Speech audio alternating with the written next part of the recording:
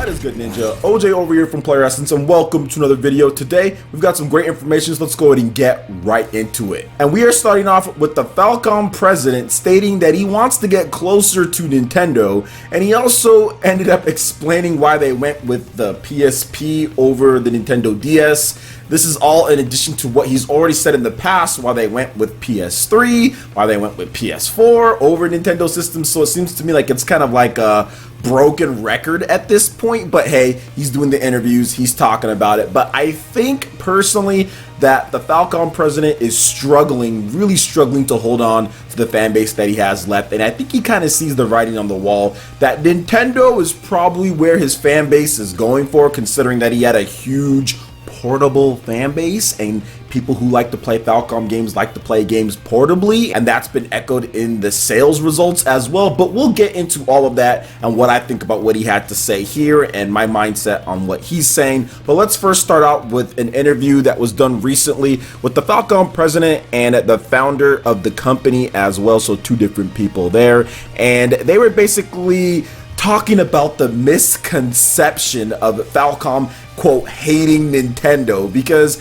they've said quite a number of things that fans are like, okay, well, obviously he has something against Nintendo, or there's something like that, but apparently that is not the case based on what they're trying to say here. And he's explained why those misconceptions can be made because of basically they went with one system over another. So let's go ahead and start out with the first question here. And they said, when you released games on PSP, was there any trouble deciding on what platform? They went on to explain that the PSP kind of lined up more with what they were trying to do. They mainly did games on PC beforehand, and they felt that the Nintendo DS was a little bit more family friendly, not necessarily in line with what they're doing. Okay, there you go, there's that. If you want to read the full thing, you can check that out as well. So nothing really wrong there. Even though the DS was booming, they still felt PSP was where their games would do best and line up with what they were trying to do. Okay, I got that. Now, moving on to the next question there, they say, rather than it being about the console wars, I truly felt that having released games on PSP rejuvenated Falcom fans. So essentially, that's what they kind of agreed to there, and they feel that that went well with the PSP, which is fine. It's all good there. They're laughing, having a good time. But this is where it kind of gets a little bit more on the weird, or not weird, but different state in terms of what's going on today. So Toshiro Kondo says that even recently, right before releasing Ys 8 on the Nintendo Switch, there was a bit of online flaming going on. Our publisher Nippon Ichi Software even got a phone call from Nintendo's PR asking, are you guys okay? And is Falcom okay? But we didn't think too much of it. And what he's talking about here is the interview that he gave, I think it was like earlier this year, where he talked about where the gamers are at, and like the PlayStation 4, or the gamers are at PlayStation. And I think that's where fans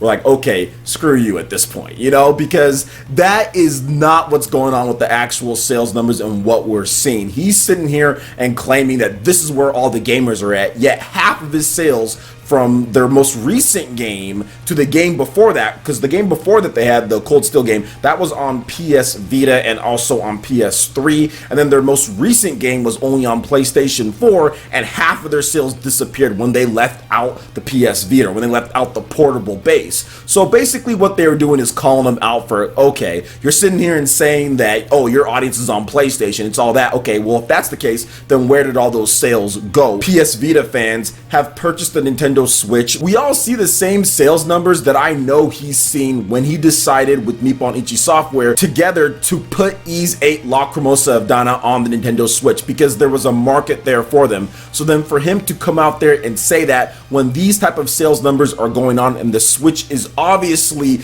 being the new PS Vita in Japan in terms of market leader and sales and all of that, it's quite clear that fans kind of called him out on that one. So that's what the flaming is talking about it. Now, I know he says that he didn't think too much into it, but I think at this point, that statement essentially says he's really clinging on. He really wants to think that PlayStation is the base and that's where they're going to sell their games, because they're a small company. They've always went with something. He probably has some loyalty to them, and he's probably also looking for a deal from Sony. Let's just be honest here. We've seen it from smaller publishers before. I think he's probably looking for some type of exclusivity deal or some type of of thing to where he can get more money for games or pay development from Sony. That's obviously what's going on here. Plus his team size probably isn't too big anyway. So I get it. I understand why he's so firmly in Sony's corner, but at the same time, you've got to look at the demographics, you've got to look at the market changes, you've got to see what's going on, and it's quite clear that their fan base, Falcom at least, they've moved on to the Nintendo Switch. There is a good percentage, not everybody, obviously they still have a solid fan base that's willing to go out there on day one in Japan and buy like 80-something thousand copies of the game or whatever it was, and there's still a lot of fans here in the US, there's fans in Europe, there's fans all over the world. However, I don't think it's a stretch or a reach to say that if they release the next game on PlayStation 4 and also on Nintendo Switch, there'd be significantly more copies sold due to the portable base of Falcom users out there that want to be able to play those games anywhere that they want, which he even admitted himself, well, we went with the PSP portable system. They went with the Vita. The Vita has always outsold a lot of the console versions of the same games, whether it's the Cold Steel or whatever else that they do on the PS Vita. So a lot of the fans are on there. They want to be able to play the game anywhere that they want, and the Switch offers that. So I think that's where the flame is going on, to where he's still kind of like in denial about that a little bit, and still really hasn't said anything great about Nintendo. Now, he did say that he wants to get closer to Nintendo here, and I get that. Maybe that will happen. From what we're hearing, the Ys 8 Lacrimosa of Dana sales are actually really good in the West on the Nintendo Switch, so I'd expect there to be more projects from Falcom eventually ported over through Nippon Ichi Software to the Nintendo Switch, but we'll have to wait for those because they're still going to mainly develop on PlayStation systems,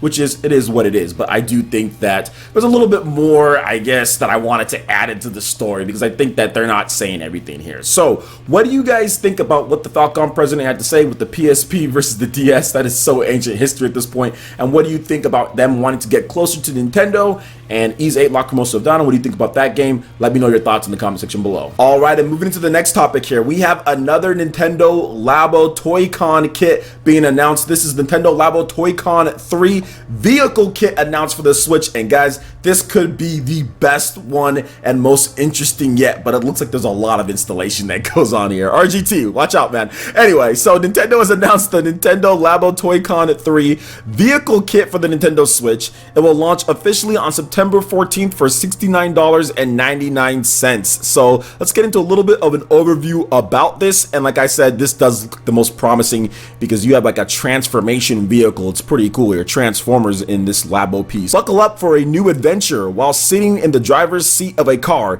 a submarine, and a plane with the Nintendo Labo vehicle kit launching on September 14th. This new Nintendo Labo kit is designed to work with Nintendo Switch system and contains materials to build a variety of customizable cardboard creations called Toy-Con, including a car, submarine, a plane, a pedal, 2 keys, and more. By inserting one of the assembled keys into any of the vehicles, players can enjoy a variety of fun games and activities. Changing between vehicles while adventuring is a cinch. Simply pull the key out of one and slot it into another to transform from an airplane pilot to a submarine captain. So the possibilities of the Nintendo Labo vehicle kit can be expanded even further with the Toy-Con Garage. This intuitive and interactive programming tool is included with every Nintendo Labo kit and features a simple visual interface and handy tutorials designed for players of all ages.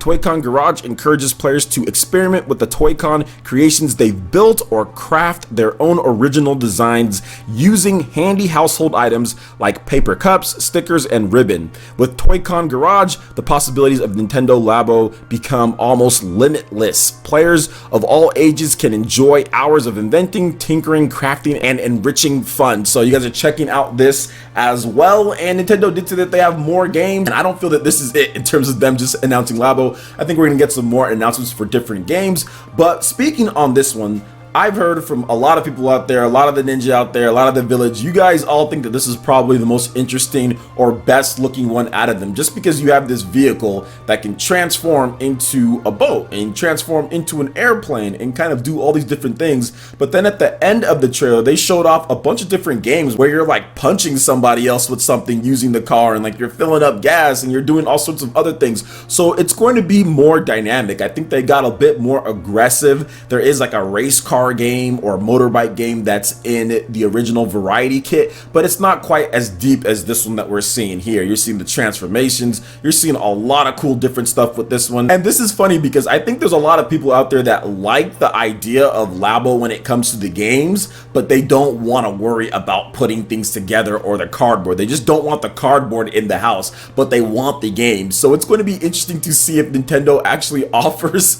this stuff without the actual Labo and to where you can just play it normally, because I think that people would actually want that, especially this one right here, because the assembly for me, it's something that I don't like to do either. I don't like assembling these type of things. I've never been big into that at all, so I can feel RGT85's pain when it comes to it. So I mean, he even asked for a pre-assembled one, which would be, I mean, obviously shipping, that would cause problems, but that would actually be kind of cool if they did that, but they're not going to, and they're not going to go against the grain and offer it without actually putting together like just the software by itself. They're going to make you use the Labo because that's the whole point behind it, but it is what it is there, guys. So Nintendo has another Labo kit. This is a little bit cheaper. It will be $69.99. So I think the robot kit was $79. So it is a bit cheaper on this one, and it does seem like it's a little bit more fleshed out and better than what they've done before. So what do you guys think about the Toy-Con Labo Kit 3? And also, what do you think about what Falcom had to say on the Nintendo systems and what they've supported and not?